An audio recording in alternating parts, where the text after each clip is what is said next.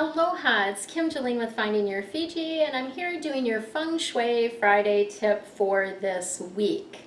I am going to be sharing with you today about books and bookshelves and the impact that these have upon your life. I'm also going to share remedies through Feng Shui that will help you adjust or balance the energy of books and bookshelves in your home. So let's jump right in. What is the deal with books, or what is the problem with books? I can hear some of you saying, I love books. I don't want to get rid of any of my books. I don't want to rearrange them. I love where they're at. All of those type of things, right? But books are very heavy energy, right? So just the physical heaviness of the energy can often be weighty on us and make us feel heavier, make us feel not wanting to take action, right? They can pull us down energetically, and they do impact the way that you feel. So too many books can definitely feel overwhelming. It can be, I've seen people where they have a lot of books in their home and it's almost like they're building this protection around them, right? They have books in every single room and all of that. So books can feel protective to some people, but they also can feel very overwhelming. And they can lead to confusion. So it's like having too much knowledge or too many things coming at you at once.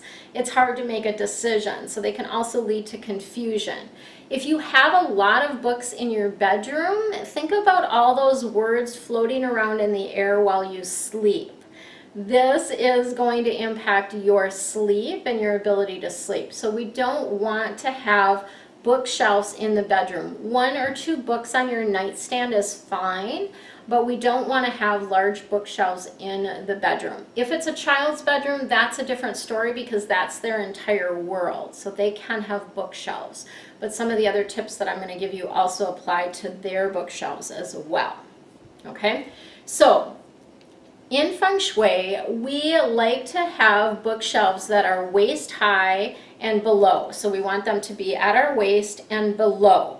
And the reason for that is keeping the heavier things down below prevents us from feeling overwhelmed. It prevents us from feeling like things could fall upon us or anything could cave in at any moment. And so the idea is that we want to have books on lower shelves. So if you have a bookshelf and have a lot of books on the upper shelves, right? And then knickknacks on the bottom, I would suggest that you reverse those. Put the lighter things on the top shelves and then put the books at waist higher below. Another option for a bookshelf is to obviously enclose it, right? Put doors on it would be an option. We do often see bookshelves with glass doors, and one of the things that I've seen work well for glass doors is placing rice paper on the back side so that you're not able to fully see the whole, all of the books behind there. It softens the energy. You can also even just hang a beautiful scarf or a sheer curtain or something over the shelf, and just again to cover, to soften that energy, right? It will help you feel calmer and more relaxed than having all of those books really visible, okay?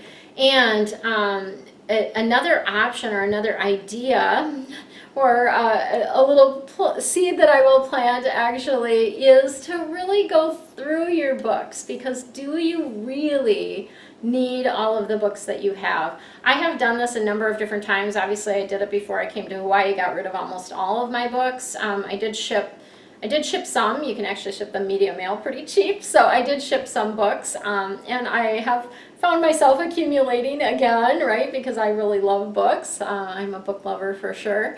But to really go through all of your books. So here's what I would encourage, and this is part of the KonMari system of tidying up. That's a book by Marie Kondo.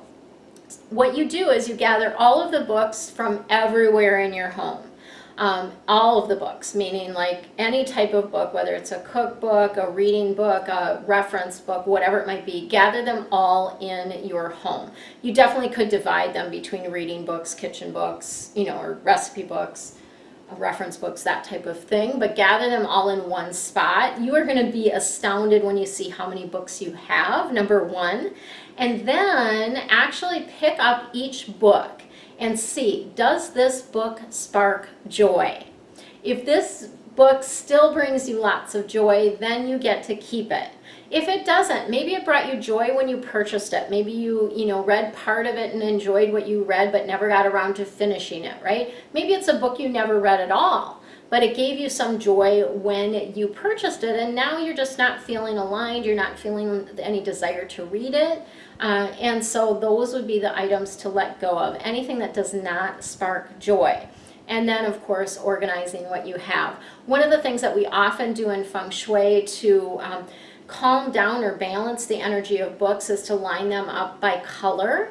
And that is something that just aesthetically is very pleasing when we line them up by color. So you obviously put, black and all the different colors together, and do them from darkest to lightest in the bookshelf. So those are some ideas for you around books and bookshelves and how to release the weight of books and book energy from your life. So much love and aloha.